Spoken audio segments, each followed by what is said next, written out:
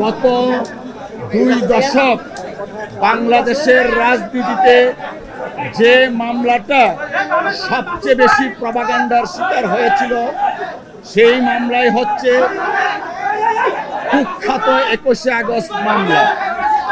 এই মামলা দায়েরের মাধ্যমে বিএনপির ভারপ্রাপ্ত চেয়ারম্যান জনাব তারেক রহমান সাহেবকে জাতীয় এবং আন্তর্জাতিকভাবে বিতর্কিত করা হয়েছে রাজনৈতিক।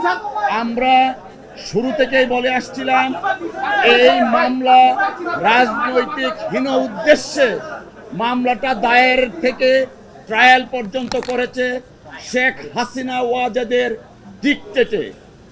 আমরা এও বলেছিলাম জনাব তারেক রহমান সাহেব কোনো অবস্থাতেই এই মামলায় কোনো সময়েই সংশ্লিষ্ট ছিলেন না, কিন্তু শেখ হাসিনা ওয়াজেদ তার রাজনৈতিক প্রতিদ্বন্দ্বীকে রাজনৈতিকভাবে ঘায়েল করতে না পেরে মামলার আশ্রয় নিয়ে জনাব তারেক রহমান সাহেবের ইমেজকে দেশে এবং আন্তর্জাতিক পরিমণ্ডলে প্রশ্নবিদ্ধ করার জন্য ট্রায়ালটা কন্টিনিউ করেন।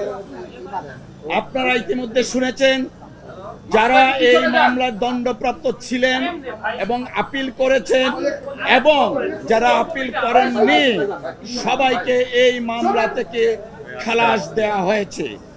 আমরা মহান আল্লাহ তাআলার দরবারে শুকরিয়া আদায় করছি জনাব তারেক রহমান সাহেব আজকের এই রায়ের মাধ্যমে ন্যায় বিচার পেয়েছেন।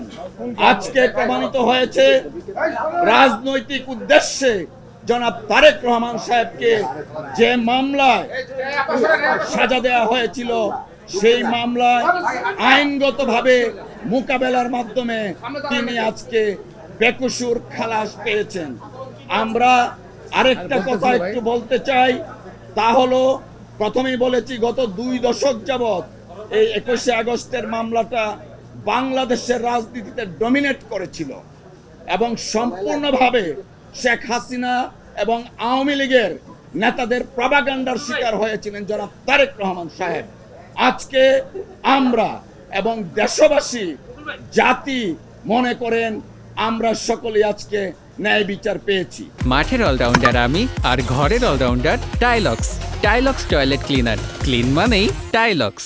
তারেক রহমান সাহেবের নামটা এসেছিল, আপনারা জানেন 4টা চার্জশিট দেওয়া হয়েছিল, 3টা চার্জশিট, ইভেন 111-এর সময় একটা চার্জশিট দেওয়া হয়েছিল, সেই চার্জশিটে তারেক রহমান সাহেবের নাম ছিল না।